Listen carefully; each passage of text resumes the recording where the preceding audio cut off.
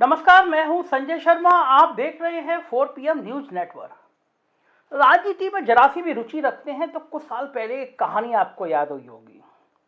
प्रतापगढ़ के इलाके की बड़ी कहानी वो वायरल हुई थी और पूरे दुनिया में उसके चर्चे होते थे कि एक नेता हैं जो वो अपने पास तालाब रखते हैं और तालाब में मगरमच्छ रखते हैं।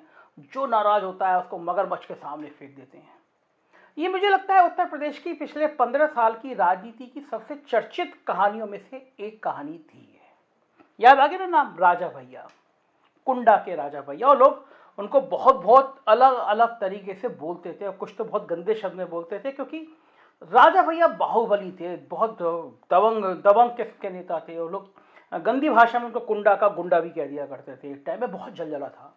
तो राजा भैया के बारे में निरी किस्से, निरे कहानियां भारतीय राजनीति में थी और उत्तर प्रदेश के वो हीरो माने जाते थे। स्मार्ट आदमी, दबंग आदमी, बाहुबली आदमी। सरकार बनी मायावती की और उस समय राजा भैया का सिक्का तूती बोलता था। कोई डीएम हो, कोई एसपी हो, अगर प्रतापगढ़ में तैनात है, राजा भैया की हवेली पे जाएगा तो बहुत दूर हवेली की शुरुआत में जूते उतारेगा और नंगे पैर राजा जी के दरबार पे जाएगा उनके दर्शन करने के लिए। तो जो पिक्चर में आप देखते हो ना, ठाकुर साहब हैं, ठाकुर साहब का जलवा है, ठाकुर साहब का जलजला है, वो राजा भैया ने कायम कर रखा था। और प्रतापगढ़ और उसके आसपास के इलाकों में जिस आदमी पे हाथ रख देते थे, जिस ठेके पे हाथ रख देते थे, वो राजा भैया के नाम हो जाता था। सत्ता बदलती है और वक्त किसी का एक जैसा नहीं रहता। मायावती आती है और मायावती से राजा भैया का पंगा होता है। और मायावती उस अहंकार को तोड़ना चाहती थी जिसमें सामंती प्रथा में जूते बाहर उतार दिए जाते हैं। राजा भैया पे वो हमला करके अपने दलित बिरादरी में भी एक संदेश देना चाहती थी कि कोई क्षत्रिय नेता इतना बड़ा है कि वो दलितों के लिए ये मैसेज दे दे, या पिछड़ी जाति के लिए या समान जाति के लिए जूते उतार के आओ, तो मैं उसकी हवेली को तहस नहस करके रख दूंगी। राजा भैया पे टाडा लगाया गया, NSA, गैंगस्टर, बहुत सारी कार्रवाइयाँ की गई।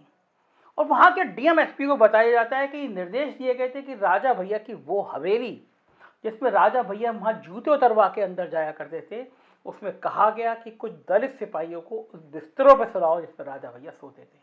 अब ये सब किस्से कहानियाँ हैं जो पुलिस महकमे में, जो राजनीति में चलती आती थी।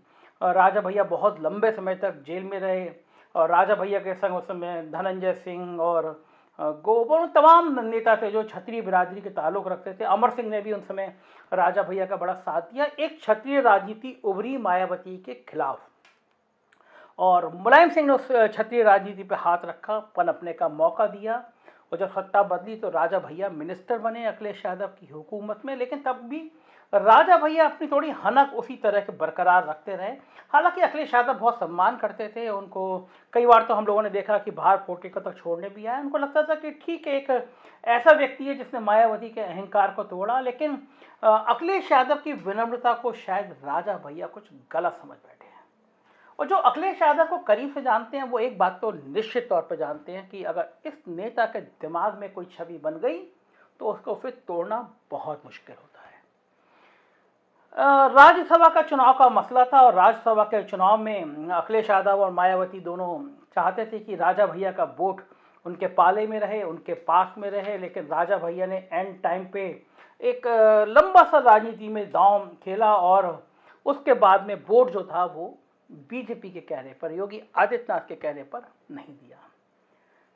योगी आदित्यनाथ जी ने गेम खेला था, बीजेपी ने गेम खेला था और राजा भैया का वोट अपने पक्ष में कर लिया था। तो अखिलेश यादव को ये बात बहुत बुरी तरह चुभ गई और अखिलेश यादव ने उस दिन से राजा भैया से किनारा करना बहुत ज़्यादा शुरू कर दिया।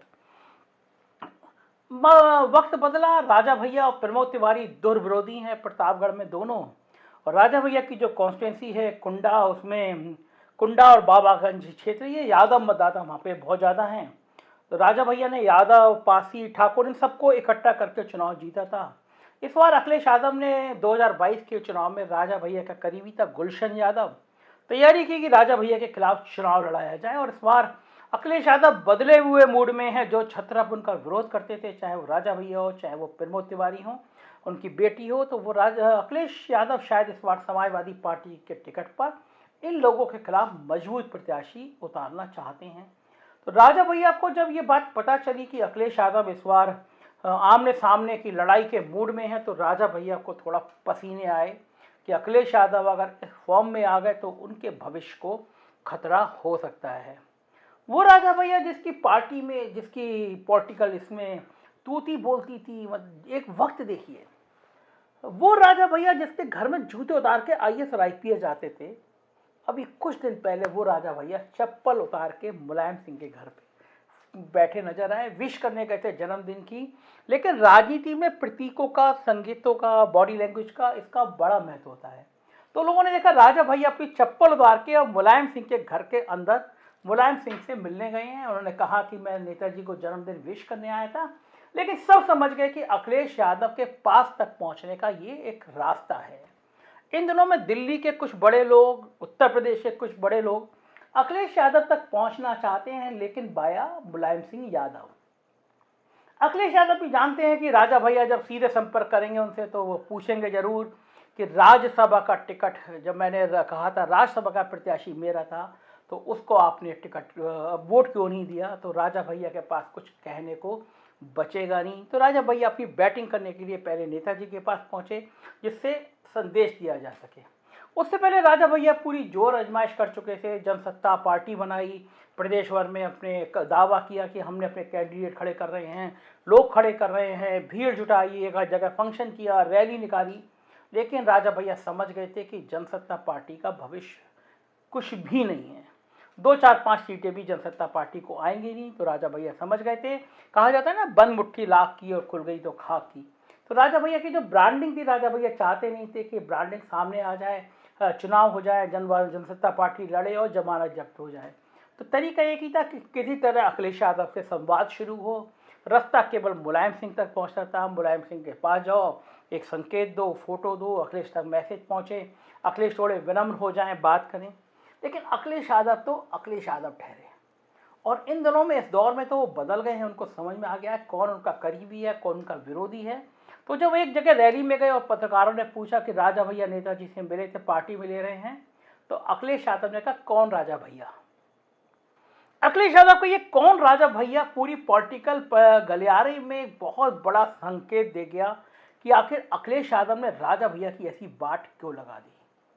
जानकार सूत्र ये भी कह रहे हैं कि अगर भविष्य में अखिलेश यादव और राजा भैया का कोई समझौता होता है, 2-3 सीटें अखिलेश यादव राजा भैया को देते भी हैं, तो उससे पहले अखिलेश यादव राजा भैया की हैसियत इतना कम करना चाहते थे, उनको संदेश देना चाहते थे कि तुम्हारी हैसियत मेरी निगाह में कुछ बची नहीं है, मैं पूछ रहा हूँ कौन राजा भैया।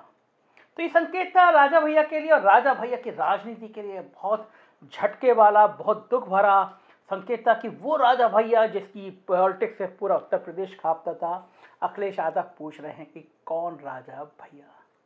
ये वक्त होता है, यही राजनीति होती है, कब आपका सिक्का चलता है और कब आपका सिक्का पिटता है। इसी को तस्वीर कहते हैं, इसी को तकदीर कहते हैं और इसी को राजनीति कहते हैं। उत्तर प्रदेश की राजनीति की सारी ऐसी खबरों को देखने के लिए सब्सक्राइब करिए 4 PM। मदद कीजिए, एक नंबर है, उस नंबर पे मैसेज करिए, हमारा सहयोग करिए, क्योंकि आप जानते हैं इतना सच सच, इतना तीखा बोलने वाला चैनल कोई नहीं यूपी में। सपोर्ट कीजिए और बताइएगा कि आपको हमारे वीडियो कैसे लगते हैं।